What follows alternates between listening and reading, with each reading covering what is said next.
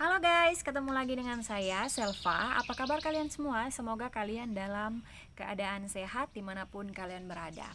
Dan karena di Indonesia sekarang COVID-nya sudah semakin tinggi, saya harap kalian semua lebih berhati-hati, jaga imun, jaga kesehatan kalian, tetap terapkan protokol kesehatan dimanapun kalian pergi dan beraktivitas. Dan kita berdoa sama-sama guys, semoga Indonesia cepat pulih dan kembali seperti sebelumnya.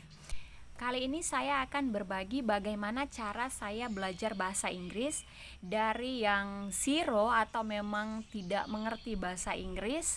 Karena jujur, bahasa Inggris ini adalah pelajaran yang tidak saya sukai ketika saya masih di bangku sekolah SMP bahkan SMA. Nah, namun kenapa sampai saya bisa belajar bahasa Inggris sampai dengan saat ini ya? Saya akan bagi caranya ke kalian semua. Tapi di sini saya tidak akan terkesan seperti menggurui kalian ya guys, karena basic saya bukan sebagai guru bahasa Inggris.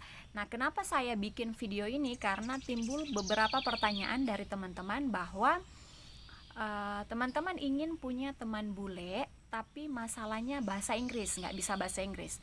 Terus ada juga yang bilang saya mau punya pacar bule tapi saya nggak bisa bahasa Inggris. Terus ada juga yang bilang saya mau ke luar negeri tapi gimana ya, saya nggak bisa bahasa Inggris. Jadi pertanyaan-pertanyaan ini yang kemudian memotivasi saya untuk berbagi pengalaman saya belajar bahasa Inggris walaupun saya basicnya tidak suka dengan bahasa Inggris ini. Jadi bagaimana caranya? Mari kita bahas di video kali ini.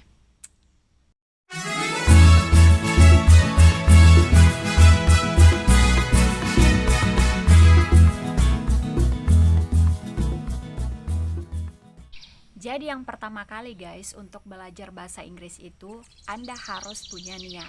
Nah, segala sesuatu yang ingin Anda pelajari, jika Anda niat, itu pasti akan mudah bagi Anda untuk belajar. Karena kalau Anda tidak niat untuk belajar bahasa Inggris, ya pasti tidak akan berhasil. Nah, tapi kalau Anda walaupun minim bahasa Inggris seperti saya pada waktu itu, tapi karena saya niat untuk belajar, ya akan berhasil guys.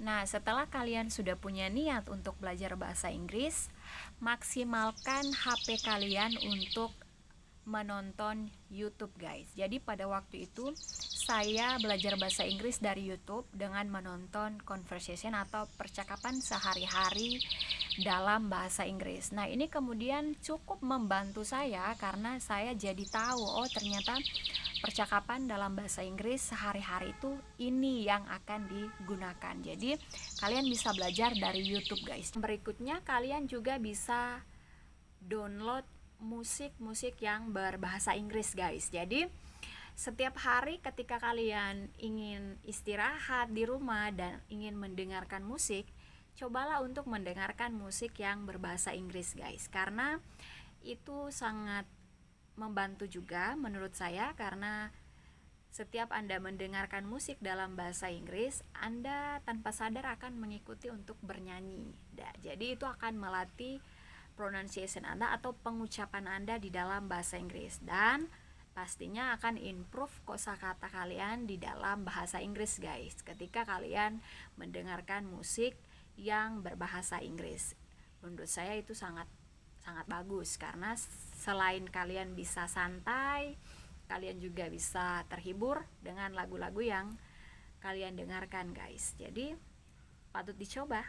Atau kalian bisa coba join aplikasi untuk chatting dengan orang lain gitu. Kalau mungkin kalian tidak punya teman yang bisa bahasa Inggris atau bisa chatting dengan kalian dalam bahasa Inggris, kalian bisa mencoba aplikasi-aplikasi yang tersedia untuk belajar bahasa Inggris, karena sekarang sudah banyak aplikasi-aplikasi seperti itu. Jadi kalian bisa mencoba itu guys. Dan selanjutnya adalah kursus bahasa Inggris. Kalau kalian punya cukup biaya, saya menganjurkan kalian untuk mengambil kursus bahasa Inggris. Kenapa? Supaya bahasa Inggris kalian itu lebih terorganisir dan lebih tertata.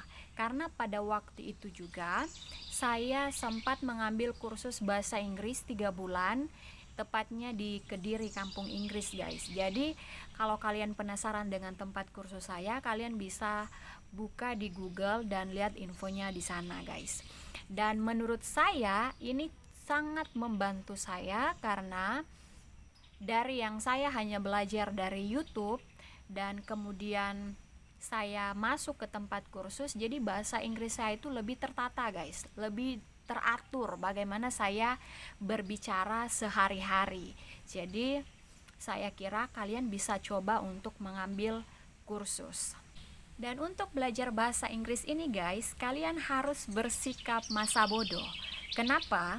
Karena biasanya teman-teman di sekitar kalian atau lingkungan di sekitar kalian ketika kalian belajar bahasa Inggris itu akan sedikit meremehkan kalian atau mengejek kalian ketika kalian belajar bahasa Inggris. Contoh, di kehidupan sehari-hari saya sering dengan situasi seperti ini.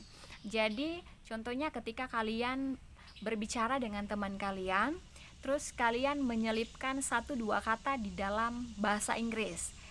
Nah, reaksi teman kalian pasti akan biasa aja kali, ini kan di kampung, so Inggris loh. Nah, sebenarnya kata-kata yang seperti ini itu adalah tantangan buat kita untuk belajar bahasa Inggris agar lebih baik. Nah, itulah kenapa saya bilang kalian harus bersikap masa bodoh, karena belajar bahasa Inggris di tempat yang tidak mendukung atau di situasi yang tidak mendukung, lingkungan yang tidak mendukung, ya reaksinya itu akan seperti itu, guys. Jadi ya Anda harus banyakin sabar kalau belajar bahasa Inggris di tengah-tengah lingkungan yang tidak mendukung Anda. Tapi jangan patah semangat ya, guys. Dan yang terakhir adalah praktis atau praktek. Jadi intinya bahasa Inggris ini harus selalu dipraktekkan, guys. Karena walaupun kalian sudah punya cukup materi, kayak udah jago di materinya, tapi kalau kalian tidak mempraktekkannya di dalam keseharian kalian, itu pasti akan hilang, guys. Walaupun kalian sudah belajar capek-capek, sudah berbulan-bulan, sudah kursus, sudah keluar uang, tapi ketika kalian tidak berani mencoba untuk mempraktekkan atau tidak berani berbicara dengan orang bulenya langsung, itu bahasa Inggris kalian itu akan di situ-situ saja, guys, tidak akan ada peningkatan. Nah, jadi kalian bisa coba mungkin ketika di jalan, dimanapun kalian, terus tidak sengaja bertemu dengan orang asing, kalian bisa coba, guys, say hello atau apa dengan orang asing ini, hanya walaupun sekedar untuk melatih. Jadi kalaupun kalian ketemu sama si bule, terus si bulenya nggak mau bicara dengan kalian, nah is okay, kalian bisa coba dengan bule yang lain gitu, karena tidak semua bule juga jutek kalau diajak bicara. Jadi kalian bisa memaksimalkan tempat-tempat yang ramai, kayak tempat-tempat wisata atau di mana yang memang sering ada bule di situ. Jadi kalian bisa langsung mempraktekkan. Itu akan sangat membantu, guys, dan itu sudah saya coba sebelumnya. Itulah cara-cara yang saya lakukan ketika saya belajar bahasa Inggris dari yang benar-benar tidak tahu, dan sekarang saya sudah tinggal di US dengan suami saya, dan percakapan sehari-hari kita adalah bahasa Inggris, dan di lingkungan saya juga bahasa Inggris semua karena tidak ada orang Indonesia di sekitar saya. So saya tertantang untuk berbicara bahasa Inggris setiap saat. Jadi kalau saya bisa, kalian pun bisa, asalkan kalian punya niat dan mau belajar. Walaupun tidak tahu sama sekali, akan menjadi tahu, guys, ketika kalian benar-benar ingin belajar bahasa Inggris. So itulah cara-cara yang sudah saya lakukan sebelumnya. Semoga cara-cara ini bisa membantu kalian dan bisa bermanfaat untuk kalian semua. Dan terima kasih sudah terus menonton video saya, sudah support saya lewat subscribe, like, comment, and then share video-video saya.